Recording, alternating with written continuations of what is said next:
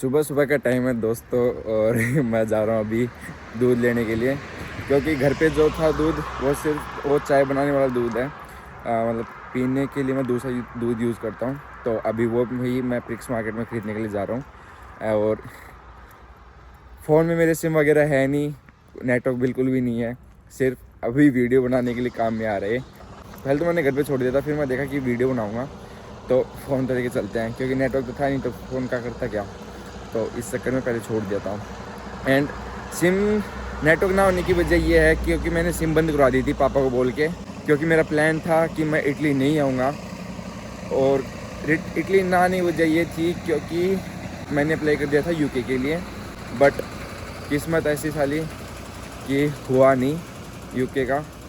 मेरा एडमिशन हो गया था, बट मैं स्कॉलरशिप के बेसिस पे जाना चाहता था, जो कि राजस्थान गवर्नमेंट देती है। बट सीन ये हुआ कि 2024-25 में तो राजस्थान गवर्नमेंट जो स्कॉलरशिप देती थी उस लिस्ट में टॉप 150 कॉलेज इंक्लूड करती थी, लेकिन अब की बार जो नई लिस्ट प्रपोज़ की उन्होंने, उस लिस्ट के अंदर सिर्फ टॉप 50 कॉलेजेस ली।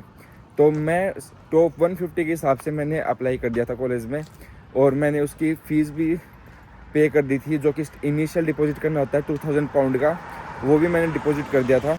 ये मैं डिपॉजिट इसलिए किया क्योंकि मेरे पास कोई चॉइस नहीं थी, क्योंकि जो गवर्नमेंट ने लिस्ट प्रपोज़ की वो करी बाद में। 21 अगस्त को उन्होंने लिस्ट प्रपोज़ की और मेरे को यूनिवर्सिटी वालों ने बोला कि आपके पास 18 अगस्त तक का टाइम है, अदरवाइज़ हम फाइल विड्रॉ कर लेंगे आपकी। तो इस चक्कर में मेरे को करनी ही पड़ी, मेरे पास कोई ऑप्शन नहीं था।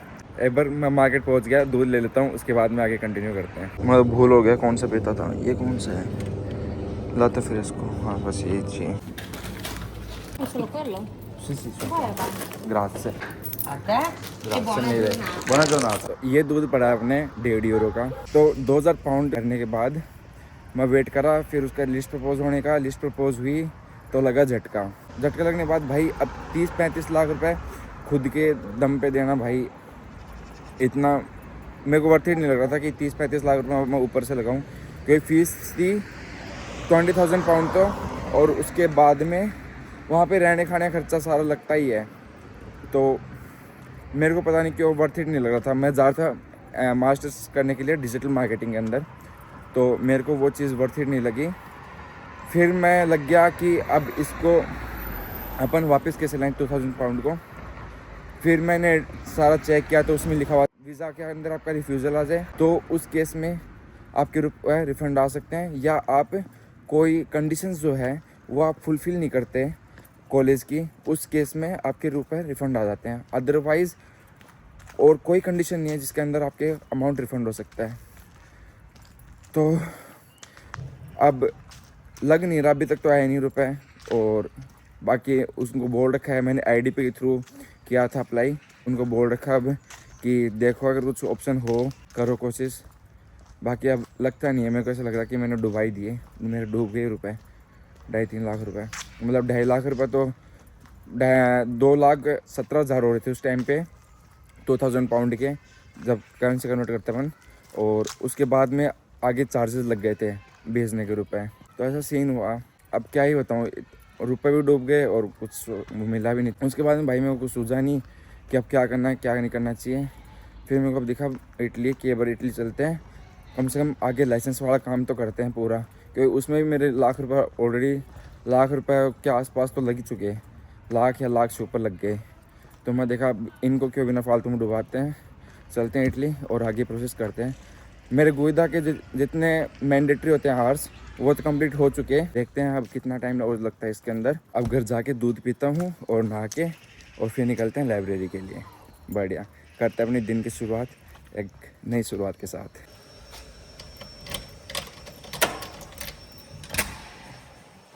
बाहर लगती है ठंड, क्योंकि बाहर है 13 डिग्री और घर में आते ही गर्मी लगने लग जाती है।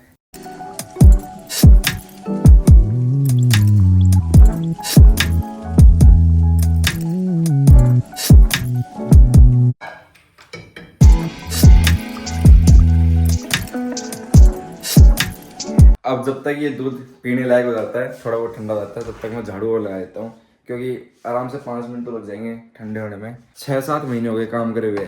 इंडिया में तो मम्मी हाथ क्या कई हाथ में लगा भाई, बेड से खड़े हुए होते हैं। ये सारा सिस्टम मतलब कोई काम करने के लिए बयां घर को।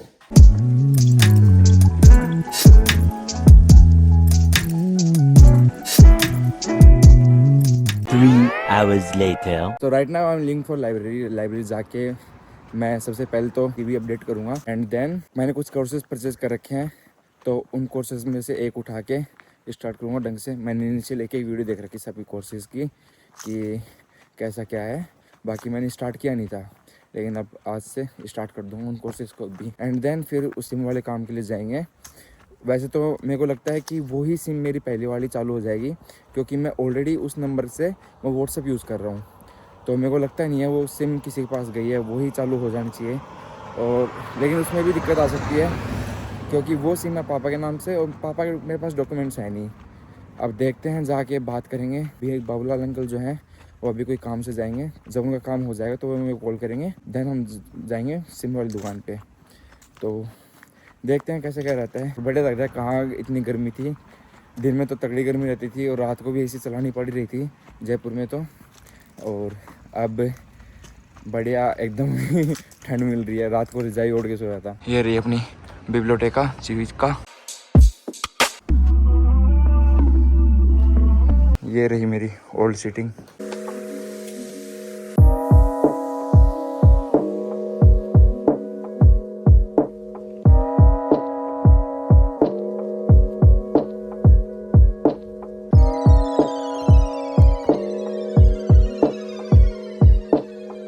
सीवी का काम तो हो गया और अब जा रहा हूँ मैं सिम के काम के लिए। अंकल आ गए हैं शॉप पे, देखते हैं क्या सॉल्यूशन होता है। हल्की हल्की बारिश आना और स्टार्ट हो गई। C'è una scheda, però adesso questo bloccato, Bloccato in che senso? già chiuso questa. Ok, esempio, Ah, io c'è vado in ragione. WhatsApp e lui WhatsApp. Ho Ciao. capito, ok. Non c'è quello dovevi non farla scadere.